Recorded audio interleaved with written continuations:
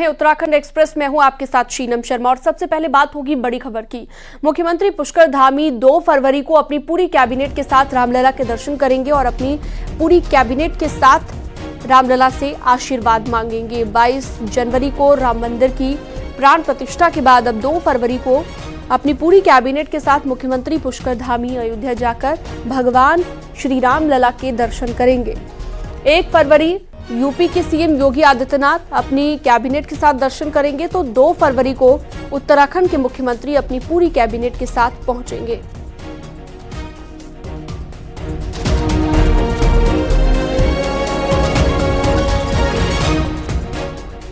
प्राण प्रतिष्ठा के बाद भगवान श्री राम की जन्मस्थली अयोध्या में भारी भीड़ उमड़ रही है। 500 साल बाद अपने भव्य मंदिर में विराजे भगवान राम को देखने मुख्यमंत्री पुष्कर सिंह धामी अपनी पूरी कैबिनेट के साथ 2 फरवरी को अयोध्या जा रहे हैं।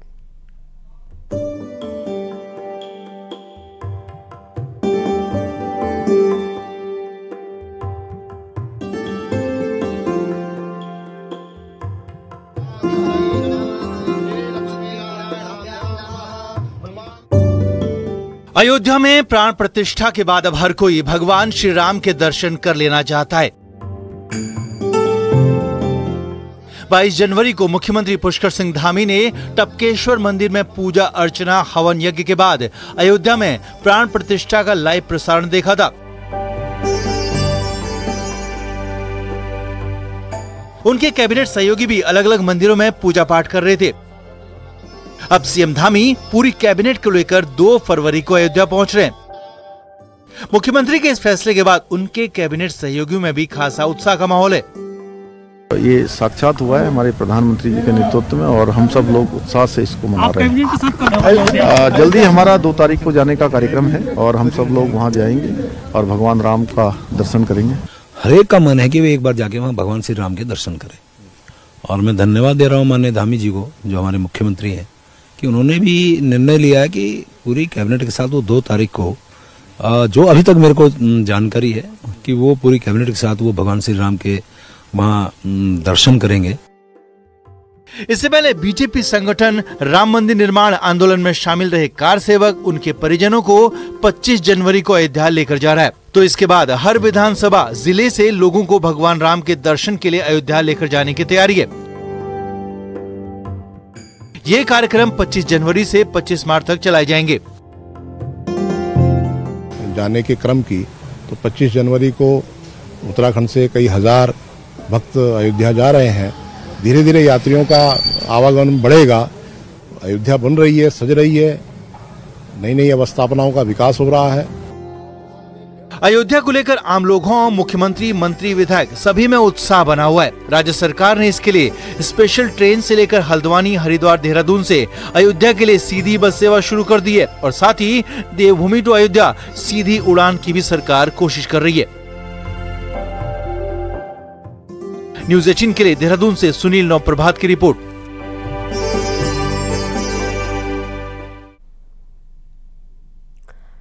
राम मंदिर की प्राण प्रतिष्ठा से पहले बीजेपी नेताओं ने मंदिर मंदिर जाकर सफाई अभियान शुरू कर दिया है और बीजेपी नेताओं ने मंदिरों में जाकर झाड़ू पोछा लगाया।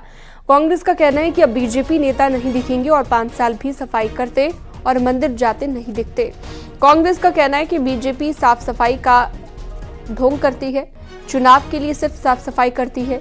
बीजेपी का कहना है कि कांग्रेस अपने नेताओं की स्टैच्यू तक की सफाई नहीं करती और सफाई के नाम पर राजनीति करती है। 5 साल तो ये न मंदिर जाते हैं, न झाड़ू हाथ में उठाते हैं। तो ये इनकी जो कार्यशैली है वोट बैंक की राजनीति के लिए कुछ भी करने की, फोटो सेशन की, वही भाजपा करती है। जो महापुरुष है, महापुरुष रहे हैं और उनकी मूर्तियों के भी शयन सफाई उनकी पुण्यतिथि पे, उनकी जन्म तिथि पे भारतीय जनता पार्टी के कार्यकर्ता करते हैं। कांग्रेस कहाँ दिखती है, कांग्रेस कहाँ करती है। उन्होंने तो महात्मा गांधी जी से लेकर के पंडित नेहरू जी को वहां पे गांधी पार्क में बिल्कुल झाड़ियों में छुपा रखा है। राम मंदिर के माहौल से बाहर निकलकर अब राजनीतिक दल चुनावी मोड में दिख रहे हैं और अगले 10 दिन तक पार्टियों के लिए बेहद महत्वपूर्ण दिन है। आखिर क्यों ऐसा है, पूरी रिपोर्ट आपको दिखाते हैं।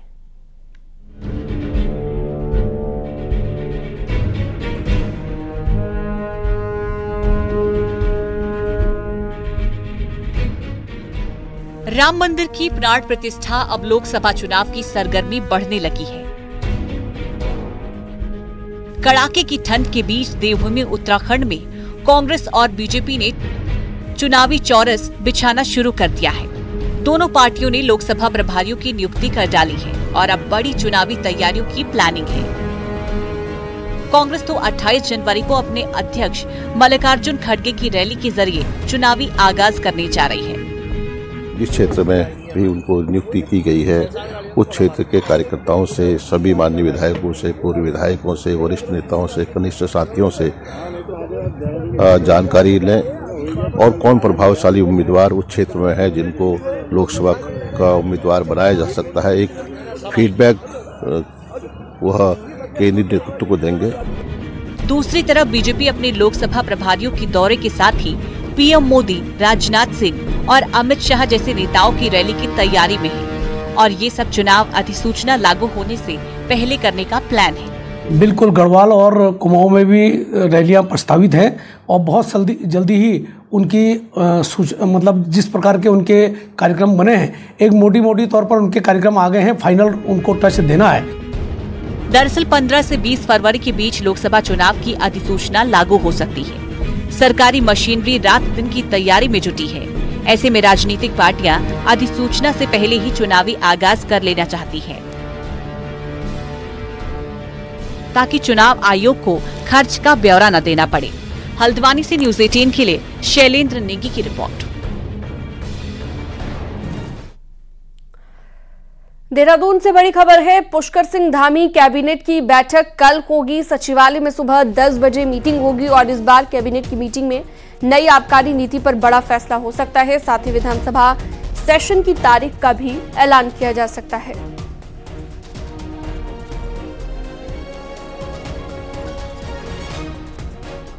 राजधानी देहरादून में नवजात बच्ची को बैग में बंद कर कूड़े में फेंकने वाले माता पिता के खिलाफ पुलिस ने मुकदमा दर्ज कर लिया है।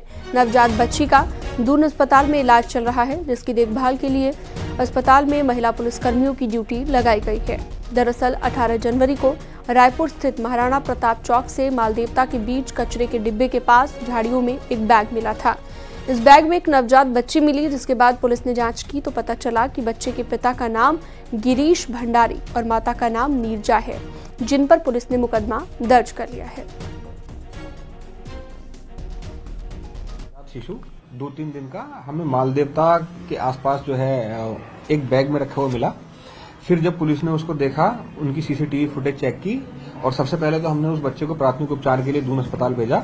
फिर सीसीटीवी फुटेज में ये निकल के आया कि जो लोग उस बच्चे को छोड़ के गए वो उसके माँ बाप ही थे, तो उनके खिलाफ भी थाना रायपुर में 317 आईपीसी में मुकदमा दर्ज किया और वैधानिक कार्यवाही की जा रही है। कोटद्वार से बड़ी खबर है, पौड़ी समेत पूरे प्रदेश में बड़ी मात्रा में नशे की तस्करी करने वाली बरेली की शातिर स्मैक सप्लायर बेबी उर्फ चाची को पुलिस ने आखिरकार गिरफ्तार कर लिया है। यूपी के बरेली की रहने वाली 41 साल की बेबी उत्तराखंड समेत उत्तर प्रदेश में नशे की सप्लाई किया करती थी।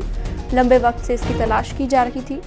पुलिस की सीआईयू की टीम नशा तस्कर की हेड चाची को बरेली से गिरफ्तार कर चुकी है। वो पकड़ में आई है, उसका नाम बेबी उर्फ चाची उर्फ दीदी है और ये मेन सप्लाई कोटद्वार में इसी के द्वारा की जा रही थी। इससे हमने पूछताछ की है। यहाँ पर जो भी जाता था वो लेने के लिए वो 20, 30 या 50 के आसपास बिट्स लाता था। बाकी अगर और कोई भी जानकारी मिलती है तो उसके बारे में भी इंटरोगेशन किया जा रहा है।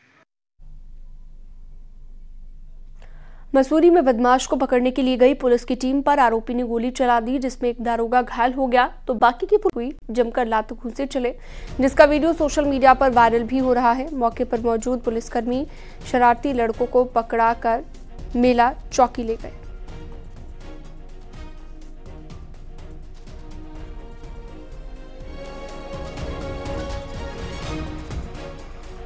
उत्तराखंड के श्रीनगर में इंद्रद्रोप से हुई प्लॉटिंग पर मसूरी देहरादून विकास प्राधिकरण की टीम ने कार्रवाई की है और जेसीबी मशीन से प्लॉटिंग के निर्माण को ध्वस्त कर दिया है। यहां पर बिना नक्शा पास कराए अवैध तरीके से प्लॉटिंग की जा रही थी और कई बार इसे लेकर नोटिस दिया गया, लेकिन आज बुलडोजर चलाकर इसे ध्वस्त कर दिया गया।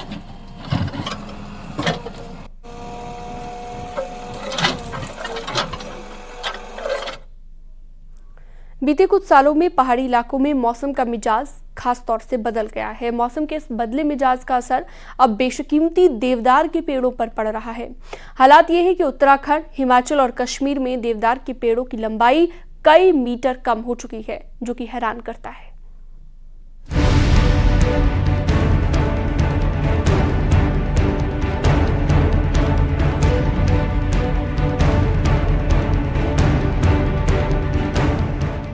बीते कुछ सालों में पहाड़ों पर बारिश और बर्फबारी का पैटर्न तो बदला ही है, साथ ही बर्फबारी में कमी भी आई है। हालात तो यह है कि बर्फ से साल भर पटे रहने वाले ग्लेशियर सर्दियों में भी बर्फबारी के लिए तरस रहे हैं। मौसम में इस बदलाव का देवदार के पेड़ों पर सीधा असर दिख रहा है। जीबी पंत हिमालय पर्यावरण संस्थान की रिसर्च में बड़ा खुलासा हुआ है कि जिन इलाकों में बीते कुछ सालों में बर्फबारी कम हुई है, वहां देवदार के पेड़ों की लंबाई भी खासी कम हो गई है। 17 सैंपलिंग साइट्स पर जो है जब अध्ययन किया तो ये पाया कि जहां पर स्नोफॉल अधिक हो रही है या जो रीजन स्नोफॉल महसूस करते हैं, वहां पर देवदार की ग्रोथ में जो है वृद्धि हुई है, जबकि नीचे के इलाकों में जहां पर तापमान में वृद्धि हो रही है, वहां पर इसकी ग्रोथ में कमी आई है। संस्थान ने हिमाचल, उत्तराखंड और कश्मीर में 17 जगहों पर स्टडी की है। स्टडी रिपोर्ट बताती है कि बदले मौसम के कारण देवदार के पेड़ों की ऊंचाई में 37 से 47% तक की कमी आई है और ये कमी 2500 मीटर ऊपर पैदा होने वाले देवदार के पेड़ों पर देखी गई है। आमतौर पर देवदार के पेड़ की ऊंचाई 40 से 50 मीटर होती है, लेकिन स्टडी में पाया गया है कि कम बर्फबारी वाले इलाकों में इनकी ऊंचाई 14 से 22 मीटर तक कम हो चुकी है। जहाँ पे बर्फबारी होती थी जहाँ पे देवदार होते थे, अगर वहाँ पे बर्फबारी नहीं हो रही तो कुछ स्टडीज हैं ऐसी जो कहते हैं कि हाँ, इनमें थोड़ा सा आपके जो उनका जो मॉर्फोलॉजिकल चेंज है या लीफिंग है या उनका जो मोटाई है पौधे की, वो हाँ कुछ हद तक कम हो सकती है। देवदार के पेड़ कार्बन को सोखने में अहम भूमिका निभाते हैं। ऐसे में बदले मौसम का असर इन पेड़ों पर जितनी तेजी से पड़ रहा है, उतनी ही तेजी से हिमालय रेंज में कार्बन की मात्रा भी बढ़ेगी, जिसका सीधा असर ग्लेशियरों पर पड़ना तय है। जबकि देवदार का पेड़ धार्मिक महत्व के साथ ही कई तरह की दवाइयां बनाने के भी काम आता है, तो ऐसे में बदलते मौसम और बढ़ते पारे से कैसे इन बेशकीमती पेड़ों को बचाया जाए, ये चुनौती हर किसी के सामने है। अल्मोड़ा से किशन जोशी के साथ पिथौरागढ़ से विजयवर्धन उप्रेती की रिपोर्ट।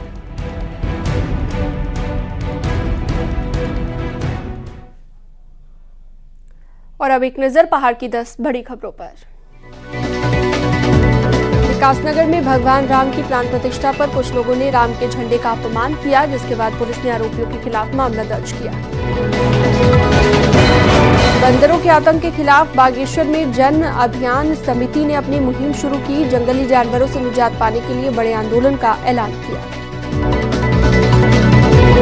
चंपावत की टनकपुर में एक ट्रक में आग लग गई। सूचना के बाद मौके पर पहुंची फायर ब्रिगेड की टीम ने आग पर काबू पाया।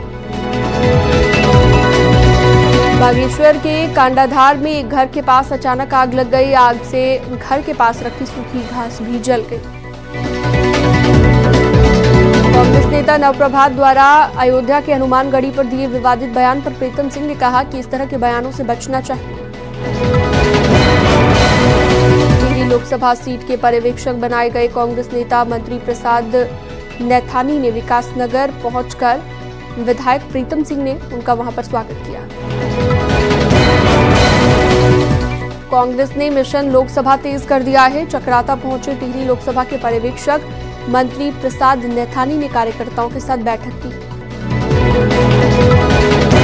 एक्सीडेंट रोकने और ट्रैफिक नियमों का पालन कराने के लिए हल्द्वानी में एसएसपी ने एक बाइक रैली को हरी झंडी दिखाकर रवाना किया।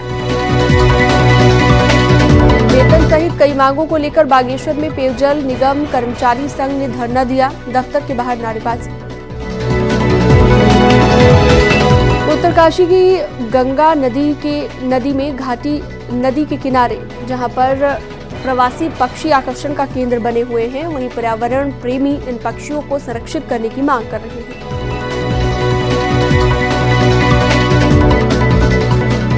वन मंत्री पुष्कर सिंह धामी ने नेताजी सुभाष चंद्र बोस की जयंती पर मुख्यमंत्री आवास में उनके चित्र पर श्रद्धा सुमन अर्पित किए। मुख्यमंत्री ने कहा कि आजाद हिंद फौज के नेतृत्वकर्ता और भारतीय स्वतंत्रता संग्राम के महानायक थे नेताजी। साथ ही सीएम ने कहा, सुभाष चंद्र बोस ने राष्ट्र की स्वाधीनता के लिए अपना जीवन समर्पित कर दिया।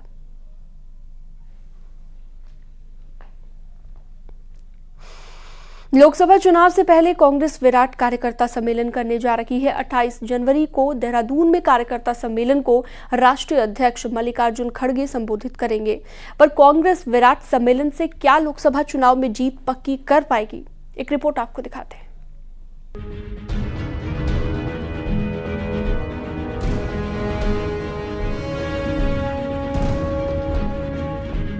कांग्रेस नेता इन दिनों 28 जनवरी के सम्मेलन की तैयारी में जुटे हैं। देहरादून में आने वाले रविवार को कांग्रेस का विराट कार्यकर्ता सम्मेलन होगा। सम्मेलन को पहली बार उत्तराखंड आ रहे राष्ट्रीय अध्यक्ष मल्लिकार्जुन खड़गे संबोधित करेंगे, जिसके लिए करीब 11,800 बूथों से कार्यकर्ता लाने की तैयारी है। कांग्रेस राजधानी में बड़ा सम्मेलन करके लोकसभा के लिए मैसेज देना चाहती है।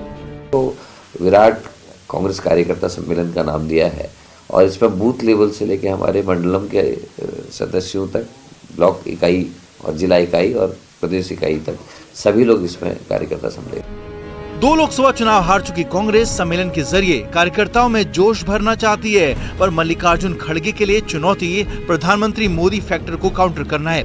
वहीं बूथ कार्यकर्ताओं को बुलाने को बीजेपी अपनी नकल बता रही है। कांग्रेस की नीति जिस तरह से आज देखने को मिल रही है, वो भी भारतीय जनता पार्टी के नकल कर रही है, किंतु असल होता है, नकल ही होती। कांग्रेस विराट सम्मेलन के जरिए एक एक कार्यकर्ता को जीत का संदेश देना चाहती है, लेकिन 2014 के बाद 4 चुनाव हार चुकी कांग्रेस के लिए कार्यकर्ता को जगाने का काम आसान नहीं दिखता। देहरादून से न्यूज़ 18 के लिए दीपांकर भट्ट की रिपोर्ट।